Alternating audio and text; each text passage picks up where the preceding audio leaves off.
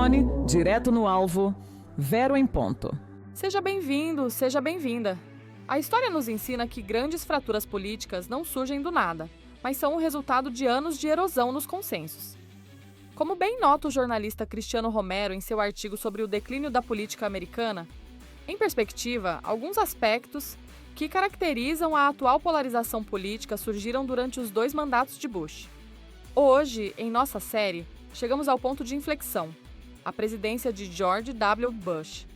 Ele assumiu em 2001 após a eleição mais controversa da história moderna, decidida pela Suprema Corte. A pergunta que se impõe é: como a resposta a uma crise externa, o 11 de setembro, acabou moldando o atual autoritarismo e a guerra civil ideológica interna dos Estados Unidos? A tentativa de cura, Vera, era uma piada de mau gosto. Pregação de unidade depois de uma eleição decidida por 40 dias de briga judicial é como pedir humildade depois de roubar o resultado. O fato é que Bush herdou uma nação dividida, mas a tragédia de 11 de setembro transformou essa divisão interna em uma guerra ideológica que ele, inadvertidamente ou não, venceu. Ele não precisou restaurar a dignidade, ele usou o pânico nacional para empurrar a agenda dos radicais, dos neoconservadores, e foi exatamente aí que a semente do caos atual foi plantada.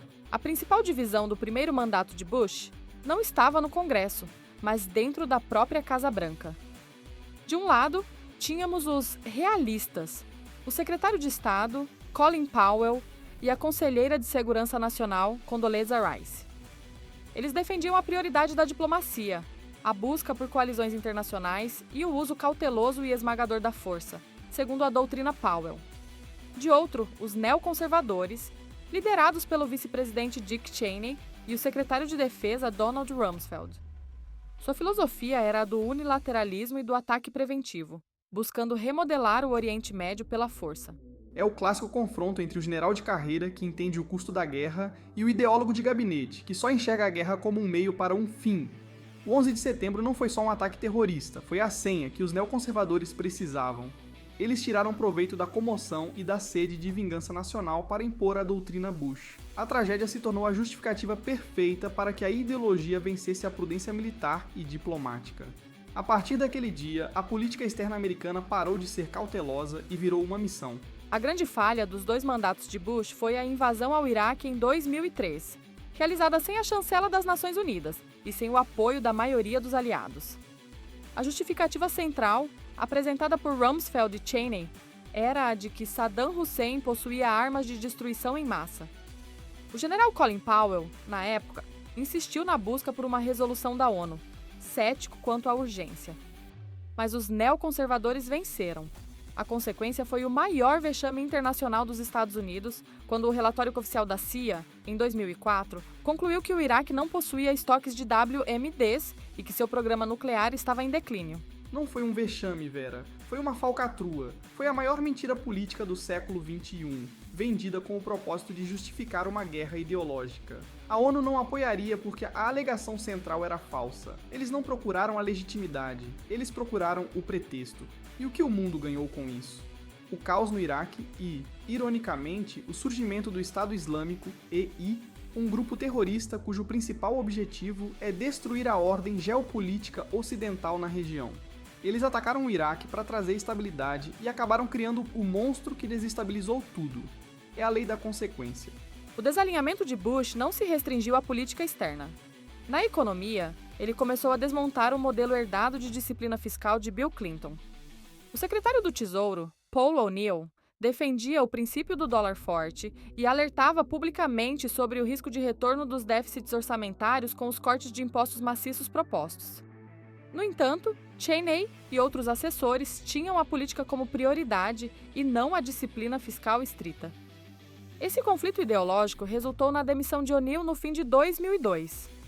Os cofres do Tesouro foram abertos para financiar as guerras no Iraque e no Afeganistão e para bancar cortes de impostos para os americanos de alta renda. Essa é a raiz do problema, Vera. Eles gastaram o que não tinham para travar guerras que não precisavam e ainda por cima deram um presente fiscal para os mais ricos. É o manual de como criar uma crise econômica futura. A política, Vera, sempre vence a planilha. E a consequência disso é a crise da dívida que os Estados Unidos enfrentam até hoje. A nação passou de credora de futuro a devedora perpétua. E para finalizar o quadro da polarização, temos a influência religiosa. George W. Bush um cristão evangélico born again, permitiu que sua fé pessoal ultrapassasse o princípio secular do Estado americano, um princípio estabelecido desde a fundação da nação. Ele criou o escritório para iniciativas comunitárias e baseadas na fé, e usou uma retórica de bem contra o mal, chegando a usar a palavra cruzada após o 11 de setembro. A política se tornou uma religião, Vera. Quando o comandante em chefe começa a se ver em uma missão de Deus, a diplomacia e o debate acabam. É a certeza divina levada para a Casa Branca. Essa infusão de fervor religioso na política externa e doméstica não apenas desrespeitou o caráter laico do Estado, mas criou um fosso intransponível entre os que têm a certeza e os que buscam a razão. É a semente da polarização aguda que vemos hoje. O legado dos 2 mandatos de George W. Bush é a consolidação de um cisma profundo, o unilateralismo, a irresponsabilidade fiscal e a infusão de uma moralidade religiosa na política pública. Essa combinação letal é a base estrutural para a atual polarização e o autoritarismo nos Estados Unidos. O vazio deixado pela verdade no Iraque foi preenchido por décadas de desconfiança e conflito. O que nos resta é a certeza de que a maior ameaça à democracia americana não veio de fora, veio de dentro, veio da decisão de confundir política externa com uma cruzada e o orçamento nacional com uma lista de desejos. A semente do caos atual foi plantada naquele dia, em 2001, quando a ideologia venceu a razão no coração do poder americano.